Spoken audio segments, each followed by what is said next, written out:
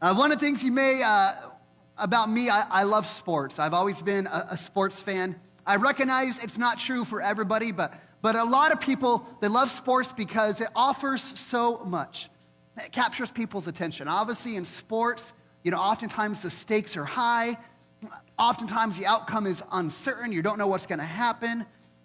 Sports gives people a sense of belonging. They feel like they can belong to something bigger than themselves. There's a connection to the wider world. I love this because when you're wearing your Seahawks shirt, you see somebody else with a Seahawks shirt, you're like, we're friends. We don't know each other, but we've got this connection. Again, one of the other reasons people love sports is we love stories. And there's always these great stories that come out of sports. You hear about the underdog, who rises up and overcomes out of the chaos. It's great. Sports are amazing. In fact, there's a sports story about a guy by the name of Lionel Messi. He is one of the greatest soccer players to ever play. One of the things about Lionel Messi is so fascinating, though, is he became a professional soccer player at 17 years old for the Barcelona Football Club. Now, this is a teenage boy who got elevated to playing like the highest level of professional soccer, and you're kind of like, whoa. That's crazy to think about this 17-year-old boy playing against grown men. And Messi played 25 games that first year. 25 games and just was remarkable. He was amazing. And at the end of the season, one of the media people, they asked Lionel Messi, they said, how does it feel to be an overnight sensation? Like you are just an overnight, you're all of a sudden this sensation. And this is what Lionel Messi said. He said, overnight success? It actually took me 17 years, 114 days to become this overnight success. Like what he was saying was, I'm not this overnight success. My success was a result of years of hard work and practice and drills and a lot of soccer playing to get me to the spot that I'm at today. Sometimes we look at people's success and we kind of are like, well, of course, I wish I would get lucky like that person. We think Lionel Messi, well, he's just in the right place at the right time. And we look at somebody's success and we're like, man, I wish I could get lucky like somebody else who's successful. Well, the Roman philosopher Seneca said this. He said, luck is what happens when preparation meets opportunity. Luck happens when preparation meets opportunity. See how those two things work out?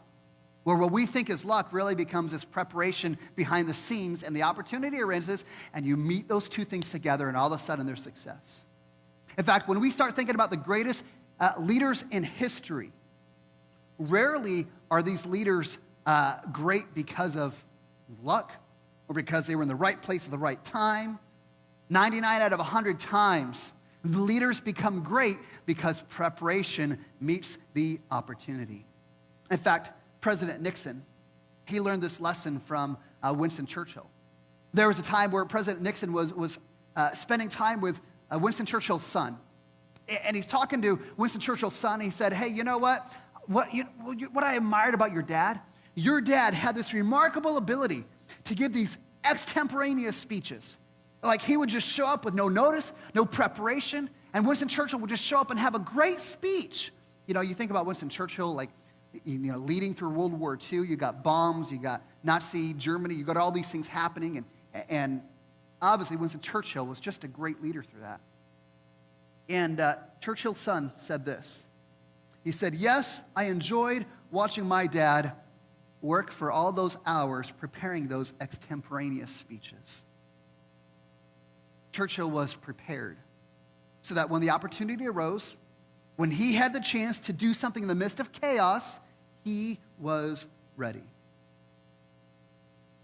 Here's why I brought this up. It's when we think about what God has for us, we think about what God has for our lives, directions he wants, people he wants us to speak to, things he wants us to do, lives that glorify him. What would it look like for us to actually be prepared? For us to prepare ourselves for the opportunities that God will put in front of us. We've been in the book of Acts for a long time as we watch how the early church took the gospel to the ends of the earth. It's been remarkable. The book of Acts has been an example for us on how can we be a church that impacts everything around us. We want to impact our city, and we want to impact our schools. And the book of Acts is an example of how the early church did that. One of our desires is to say, God, how could you use us like that? Now, the beginning of the book of Acts started where there was 120 Christians, 120 believers gathered in this upper room. They're gathered in this upper room, and Jesus shows up to them before he ascends back into heaven. And you remember what he said to them? He said this. He said, you will be my witnesses. You will testify of me. You will tell the world of my love for them, of what I've done for them. And what's great, because every Christian from that day, we have the same mission. We have the same purpose. We, as Christians, our purpose, our mission is to be witnesses of Jesus, to tell people what he's done, to testify of that. Well, as we've marched through the book of Acts, obviously we've gotten through a good portion of it. And one of the names that keeps coming up that we've been studying for a long time now is the Apostle Paul. And if you remember in Acts chapter 20, Jake preached on this 2 months ago or so. Acts chapter 20, Paul said, I am compelled by the Spirit to go to Jerusalem. He said, even if I face persecution and chains and opposition, no matter what I face, I'm going to Jerusalem. And why was he going to do that? Because he said, I'm going to Jerusalem to finish the ministry I've received from Jesus. I'm going to Jerusalem to testify to the gospel of grace. That is why I am going. That is my whole point. I'm going there so I can point to Jesus. Well, last week, we saw he finally made it to Jerusalem. Makes it to Jerusalem, and he shows up, and James, who's the pastor of the church there, he says, hey, welcome back, Paul. Now that you're back, we want you to follow this Nazarene vow. We want you to take this Jewish vow to show everybody so you don't offend them and show them that you're a good Jew, and Paul agrees. And the text that we're in today, a little bit of summary, it's going to go bad for Paul. Paul is going to be falsely accused. He's going to be beaten. He's going to be arrested. And I think, Paul, you went to Jerusalem for the purpose of testifying, and you get there and you get beaten and arrested and made fun of and persecuted. And if I'm Paul, I'm not in a spot to testify to Jesus. If I'm Paul, I'm mad. I'm angry. I'm like, I'm going to let you people have it. I'm going to tell you all the bad things you've done to me. This isn't fair. I have my rights. But Paul knew his purpose. Paul prepared himself, prepared his heart, that when the opportunity arose, he could testify to the gospel of grace and point to Jesus. And this is going to be an example for us. No matter what chaos we face, no matter whether we are facing opposition or not, Paul is an example to us of the simplest way for us to testify to the gospel of grace, to be a witness of Jesus, is simply to share the story of what God has done in our life. So I'm going to start a little bit before Jake did this morning. We're going to start Acts 21, verse 27. And it says, when the 7 days were almost complete, the Jews from Asia, these are the same jerks that caused the riot in Ephesus, Acts chapter 19. They're in Jerusalem for Passover. These Jews from Asia, they see Paul in the temple, and they stir up the crowd, and they laid hands on him. And they cry out, people of Jerusalem, help! For this man teaches against the law in the temple. And they say this, he's even brought Greeks into the temple to defy this holy place. Now, one of the things we've seen from Paul's ministry, we've seen this again and again. Paul is the gospel of grace, about freedom from religion. But Paul, despite having that message, was still always very honoring to the Jewish culture. He had a lot of respect. In fact, you think about Paul's ministry, he brought Timothy along with him. He's like, Timothy, we're going to go and preach the gospel. There's going to be some Jews, you should probably have a surgery. You should probably get circumcised, that way you don't cause an offense. Like we saw Paul twice now, he's taken these Jewish Nazarene vows. And so Paul has been sensitive to the Jewish nation. He's showed honor to them. He's become all things to all people. And so the question is, what would make the Jews from Asia, what would make them think Paul brings these Gentiles into the temple? That's not what you're supposed to do. In verse 29, here's the reason why. That they had seen Paul in the city with a Gentile, and they chose to make their own conclusions. These people had such a hatred for Paul that they were blind to the truth. They believed what they wanted to believe. And so they took a lie. They said, hey, we saw Paul with this Gentile. That means since we saw him earlier in the day, they were at Walmart. Now we assume how he probably brought him into the temple too. And they start telling the lie and gather up the crowds, create some hatred, and they're ready to pounce on Paul and kill him. Until verse 31, there was a tribute. This is a military commander. He hears the riot happening in the temple with all these people pouncing on Paul. And so this military commander, he grabs a bunch of soldiers and they go down into the middle of this riot. And they're like, what's going on? And they find Paul and they're like, Paul must be the reason why all this riot's happening. So they arrest Paul. And the tribune and the soldiers are trying to ask, hey, what's going on? What's happening? Why is this riot? In verse 34, it says the crowds were speaking over one another. They're all angry. They're like, hey, he did this and he did that. And they're just yelling, and there's just chaos. There's chaos. And so the military commander's like, well, we're going to take Paul back to the barracks where he is safe, right? Safe from the crowds. Again, if you can picture this is all about chaos. And this chaos is a result of control. These Jews did not want to give up control of their lives, didn't want to give control up for their people. And as Paul comes in, as Paul is preaching about freedom in Jesus, talking about freedom from religion, these Jews are like, no, we want our control. We're going to do whatever we can to control the situation by spreading rumors, by creating chaos, as long as Paul doesn't keep preaching about this freedom, doesn't keep preaching about this Jesus. They want him to be silenced. So verse 37, it says, Paul was about to be brought to the barracks. And he said to the tribune, may I say something to you? The tribune was like, what? You know Greek? We thought you were this Egyptian who led a revolt with all these assassins in the wilderness. They're like, hey, we assumed there was another rumor that you were this other bad guy. We assume that's who you are. And Paul says, verse 39, no, I'm a Jew from Tarsus of Cilicia, and I beg you, permit me to speak to the crowd. Again, I'm like, okay, Paul, think about this, right? Think about this, Paul. Paul, they're about to take you to the barracks, and you're going to be safe from the crowds. You've got a couple hundred soldiers to guard you and to keep you safe. Like Paul, just hold up a second. Don't speak. And Paul's like, nope, I want to say something. He says, can I speak to the crowd? And here's our big setup, right? We've got this chaos happening all around. All these bad things happening, and Paul is going to take this opportunity to try and speak a word of clarity. He's going to speak to the crowds. What's he going to say? You going to be angry? I would. I mean, I've been mistreated. I've had lies told about me. I've been beaten. I'm going to be angry. I'm going to be like, hey, let me tell you a thing or two. What else would Paul say? Well, we know Paul is a theologian, right? Paul wrote Bible. We read Romans and Corinthians and Galatians and like Paul wrote that. We get our theology, we get our doctrine from the Apostle Paul.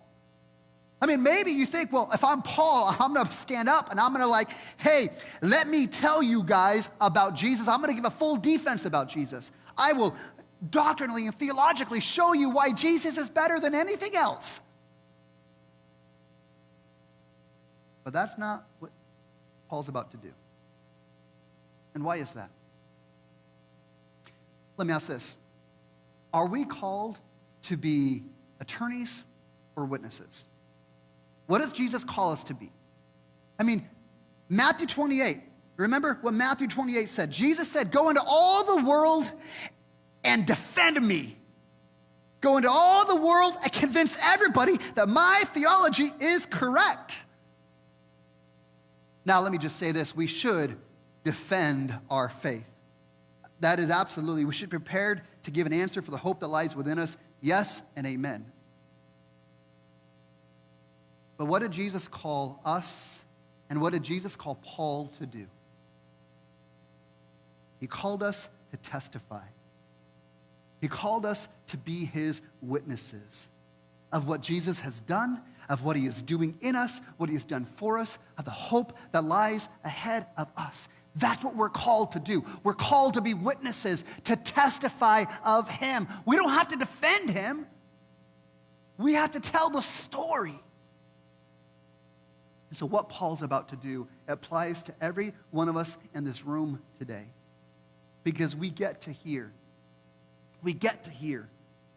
Paul share his faith. He's showing us, you want to know how to be a witness? Here's how it is done. He shows us how to share who Jesus is, how to share who we are in Christ. He shows us simply how to share our story.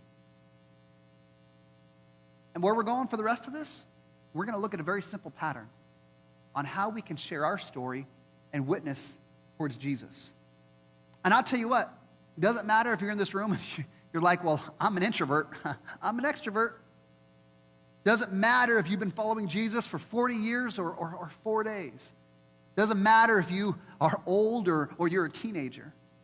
This pattern is a very simple way for us to share our faith, to be witnesses of Jesus, to share our story. Steps to sharing our story. The first thing, Paul asks permission. Right? Isn't that the first thing Paul did? Paul said, may I speak to the crowd? Can I speak for a moment? You ever ask somebody, hey, can I share what God's done in my life? And has anybody ever told you no? I mean, that's something that rarely, if ever, will ever happen. Hey, can I share what God has done in my life? Can I share what God has done for my kids? Can I share what God has done in my marriage? Can I share how I overcame some issues? Has anybody actually ever said no? No, it's so simple.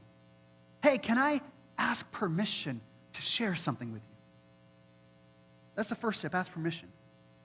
Second step is to be gentle and respectful. It says, Acts 22, verse 1, Paul says, brothers and sisters, hear the defense I make before you. This term, brothers and sisters, was a unique term in the Jewish culture. This was Paul saying, I want to give honor and respect. I'm not going to come in angry. I'm not going to come in hateful. I'm not going to come in with my defense voice to tell you why I'm right. No, Paul comes in gentle, respectful, trying to gain some credibility. He removes barriers. Verse 2, it says, when they heard that he was addressing them in Hebrew, he became even more quiet. Now, Paul speaks multiple languages. We just saw Paul speak to the military commander. He was speaking in Greek. And now, Paul's not speaking in Greek like he did to the Romans. He's speaking in a dialect that the people will understand. Remember, we read last week that Paul said, to the Jew I became a Jew, to the weak I became the weak. I became all things to all people. Why? So I can have an impact on their faith. Paul, as he gets ready to share his story, he's like, hey, what barriers can I remove?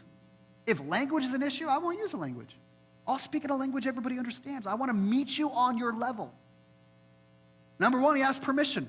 Number two, he's respectful and gentle. Number three, he removes barriers. Number four, he finds common ground. Look what he says in verse 3. I am a Jew born in Tarsus in Cilicia. I was brought up in the city and educated at the feet of Gamaliel according to the strict law of our fathers. I was zealous for God as all of you are this day. He's trying to connect with them. In verse 4, it says, I persecuted the way. I persecuted the church to the death, binding and delivering them to prison, both men and women. Paul's finding common ground. He's saying, I am like you. I'm like you. I was a Jew. I educated from Gamaliel. He's one of the great Jewish rabbis. I learned from him. Paul's saying, listen, guys, I'm like you. I grew up like you. I went to the same schools as you. I wanted the same thing in life as you. I had the same motives and the same purposes. He's trying to find a connection point between his story and theirs. Look, I understand where you're at. I was there as well. He's finding that common ground.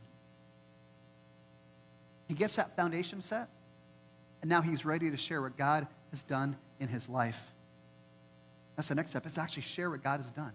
Now, we read this story, we studied this in Acts chapter 9. This is when it took place. Paul's repeating it here. He's going to repeat it again in a couple chapters in Acts chapter 26. Paul, essentially, his story is this. He says, I was on my way to Damascus. I was on my way to Damascus because I was going to persecute the Christians. I was going to arrest them and cause all this trouble. Until verse 6 says, a great light from heaven suddenly shone around me.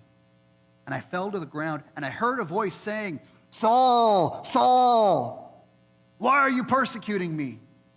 That was Paul's given name, Saul. So Paul answers and says, who are you, Lord? And the voice said, I am Jesus of Nazareth, whom you are persecuting. Paul's like, what is going on? I'm going on my way to persecute these Christians. And this voice speaks. And this light comes. And the Lord said to me, rise and go to, verse 10, rise and go to Damascus. And there you will be told all that is appointed you to do. Verse 12. Ananias, devout man according to the law, well spoken of by the Jews. Again, he's looking for this common ground. He's saying, hey, there's this guy who was just like you guys, Ananias. And he came to Peter. He came to Paul. And he said, verse 14, the God of our fathers has appointed you, Paul, to know his will, to see the righteous one, and to hear a voice from his mouth. For you will be a witness for everyone of what you have seen and what you have heard. Paul says, man, this is my story. This is where I was. This is the way I lived. And then Jesus showed up and changed my life completely. Like, I don't know why sometimes we, in the church, we kind of get this idea that if we're going to share our faith, if we're going to share the gospel, that we have to be eloquent. We have to have all the answers to all the questions. We have to have all the theology just correct. Do you realize that's not true? Like, Paul has gone to Jerusalem for the specific purpose to testify to the gospel of grace. And what does he do? I don't see a sermon. I don't see a theological course. I don't see him answering all the questions that people are asking. All I see him doing is sharing his story of how the gospel has taken shape in his life. Do you realize that your story, your faith story, of God working in your life is the most powerful weapon that you have to tell the world about Jesus? That is the most powerful thing we have to tell the world about Jesus, is here's where I was, here's how Jesus has changed my life. Here's the difference he makes. Because you know what? Man, people can argue. They can argue about your doctrine. They can argue about your theology. They can argue about all sorts of things. But guess what they can't argue about? They can't argue about your story, because it's your story. It's your experience. It is so simple, yet it is so powerful. If we would just be vocal about, here's what God has done in my life. Here's how he's changed me. One more step to sharing the gospel is you got to trust the results are in God's hand. The rest of the story says, verse 17 takes place a few years later. He says, I was in the temple praying, and I fell into a trance. And Jesus spoke and said, hey, Paul, you got to leave Jerusalem. You got to leave Jerusalem because they're not going to accept your testimony about me. And at this point, we're like, notice the crowd is listening. Like, up to this point, the crowd, all these people that were so mad at Paul, that wanted to kill him, they're listening to every word he has shared. Like, do you realize that? Like, the crowd is listening. They're engaging. And Paul's probably like, man, some of these people might become Christians. This is awesome. Until we get to verse 21. And that's when they lose it. Verse 21, Paul says, God said to me, go, and I will send you far away to the Gentiles. The Jews had such a great hatred for the Gentiles. Verse 22 says, up to this word, they listened, and then they raised their voice and said, away with such a fellow, he should not be allowed to live. For the Jews, they're like, hey, I can believe that God called you to Jesus. Like, I can track with that. I can believe that God has changed your life. I can track with that. But for God to call you to the Gentiles, to the people we hate, that's treason. That would be like, I don't know, it would be like Bill Belichick getting fired from the Patriots and going working for the Falcons. I think that's going to happen. Isn't it terrible? Like, that's a treason, like, beyond you can imagine. Like, that's not supposed to happen. These guys, they hate non-Jews more than anything. And so Paul going to the Gentiles, man, this is the greatest treason and slap in their face that they could ever imagine. And so because of that, despite all that Paul had said, they reject Paul, reject his message, and they want him dead.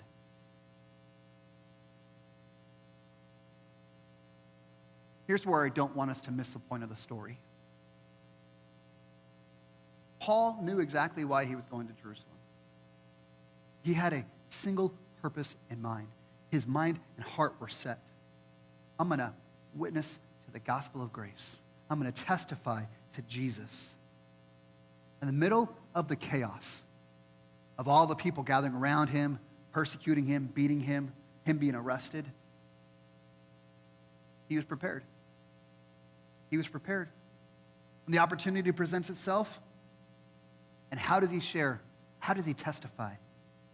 Something that all of us can do, which is simply shares his faith story. In fact, here's our summary for this message.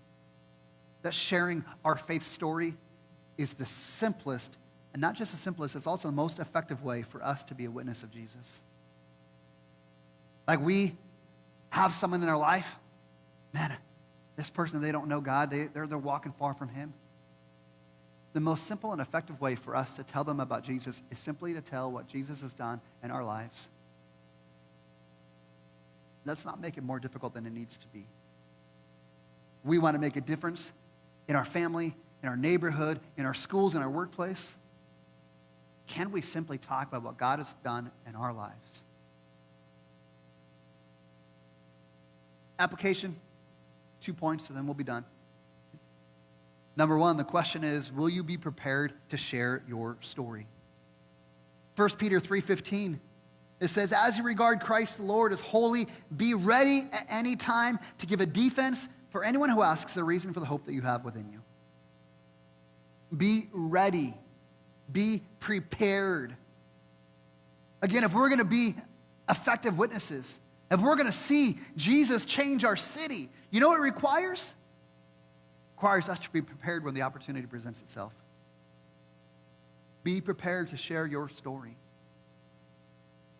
I think one of the things that we've tried to emphasize a few times here at Restoration is, are you actually prepared to share your story? Have you ever sat down and thought, man, what is my faith story? Succinctly, in short and brief, that I can just share, here's what God has done.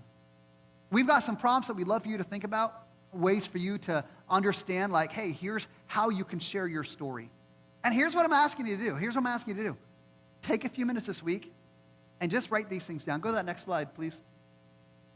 Take a few minutes and just write it out. Write out, hey, number one, what was my life before Jesus? What were my struggles? What were my questions? What were my doubts? What were the longings of my heart that I couldn't find fulfilled? Like, what was your life before Jesus? Take a minute, fill out a paragraph or two. Number two, how did you encounter Jesus? How did you come to know about Jesus? Who told you about him? What led you to step into that church that first time, or to say, okay, I'm willing to give this Jesus thing a shot? Like, what led you to that point? Number three, how has God changed your life? How has God maybe solved your struggles? Maybe he settled your longings? Maybe he's given you a hope for something more than this world could offer? Listen, it's dumb, but it is so simple and powerful for you to take the time to write it out. To say, man, I want to be clear as to what my story is in a succinct way. Because guess what? That is how you're going to be prepared.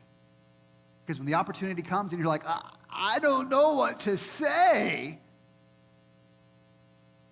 be prepared. Have it written out so your mind has already got it thought through. Hey, here's how these things connect. Here's how I can share what God has done in my life. This is us being prepared. Now, some of you are saying, well, Pastor, that's great, but my story, kind of a boring story, right? Like, Pastor, like I grew up in a Christian home, and I had a Christian family, and I became a Christian at a very young age, and my story is, it's pretty boring. If you think that way, let me say this. When you meet people that have the crazy story, when you meet people who are like, yeah, like I was in prison and I did all these bad things and I faced some really hard things, I tell you what, almost every one of those people, they wish they could trade you their story.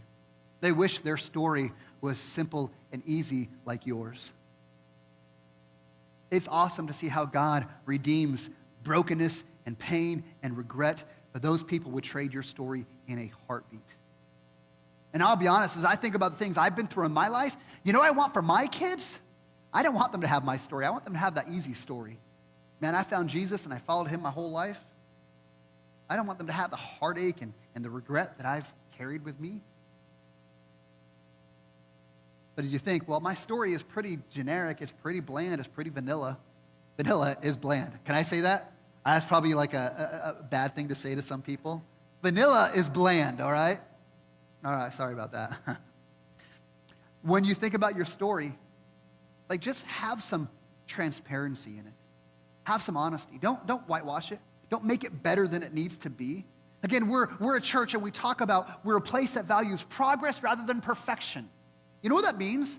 That means you can be honest with, yeah, I have some bitterness towards some other people and God's helped me through it. Yeah, I'm judgmental towards those that have not had a good Christian life, and God's helped me through that. Like, have some transparency in your story.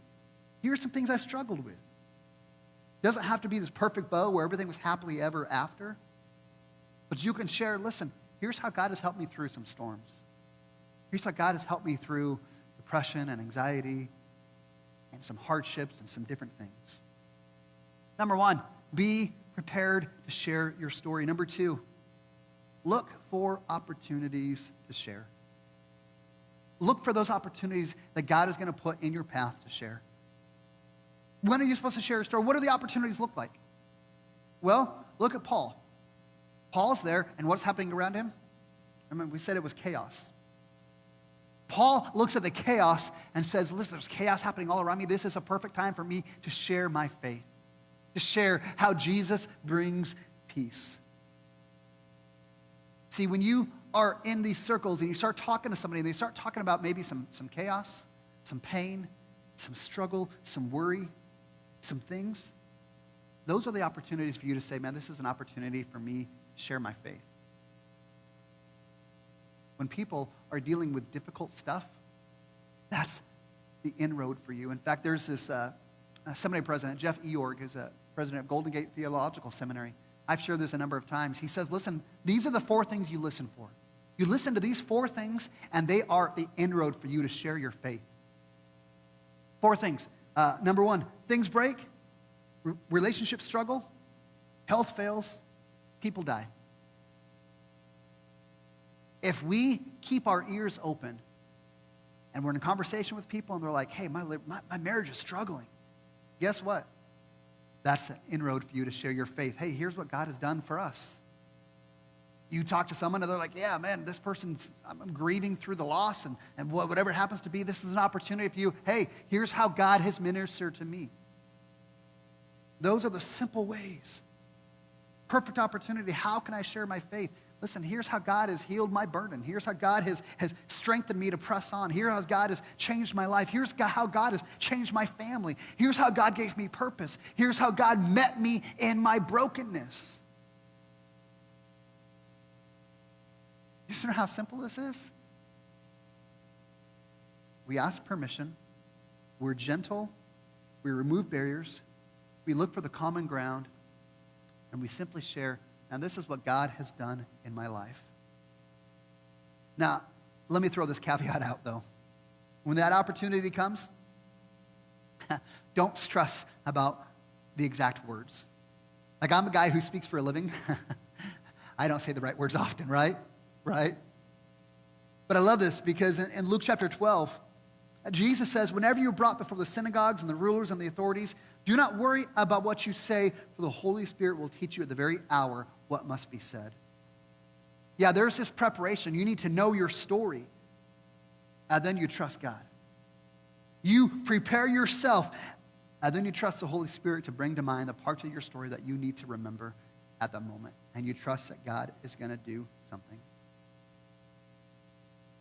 So here's what we're asking you to do today. Number one, write out your story. Be prepared. Number two, look for an opportunity to share it. And I'm going to make this weird. I'm going to make this awkward. Okay? So here's what I want you to do today, this week. I want you to write out your story, and I want you to look around this room right now. Because again, we think, that's scary to share my story. How would I share my faith? Why don't you do this? Why don't you find someone in this room and share your story with them? Most of us in this room, we're already Christian, right? So it's not like we're going to get offended. You're going to tell me about Jesus? No, like this is a safe place. We all have met Jesus. And so you think about this, like this is, as I get ready to preach, one of the things we do every Thursday is I'm like, hey, here's what I've prepared. I'm going to practice it. And I sit in a room with Jake, and Jake has to listen to me talk about whatever I'm going to talk about. Because I want to get familiar with it. I want to get comfortable with it. I want it to be not scary the first time. So you think about, man, writing out your faith story. Man, here's what, I'd love for you to just go and practice it. Find someone in this room.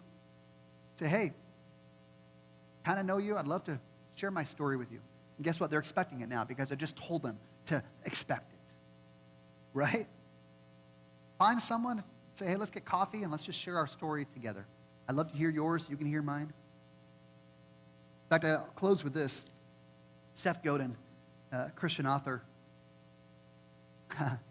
he said, marketing is no longer about the stuff that we sell. It's about the stories that we tell. The church, we're not about marketing Jesus. We're not trying to put an ad about how Pepsi is worse than Coca-Cola. But the way that we point Jesus is not some fancy campaign. It's by the stories that we tell. And let me tell you what Jesus has done in my life. Let me tell you what Jesus has done for my family. And God takes that and runs with that. And we begin to see lives transformed all around us.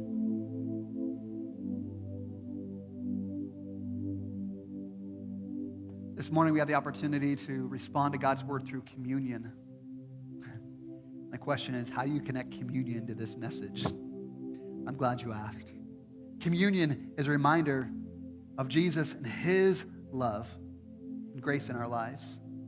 Communion is a reminder that on the night that Jesus was betrayed, he took the bread and he broke it and said, this represents my body broken for you. And then he took the cup and he said, this cup represents my blood that has been shed for you. See, communion is about a story of the length that Jesus went to on the cross to show us God's love, to enable us to have a relationship with God. Communion is a picture of the story of the suffering he experienced so we could experience salvation and forgiveness and freedom and healing and purpose and peace. Which I think makes communion today the perfect reminder. Because communion is what makes our story worth telling. Because our story isn't about ourselves. It isn't about us overcoming. It isn't about us being great. Our story is about depending on Jesus. He's the hero. He's the center. He's the author and perfecter of our faith.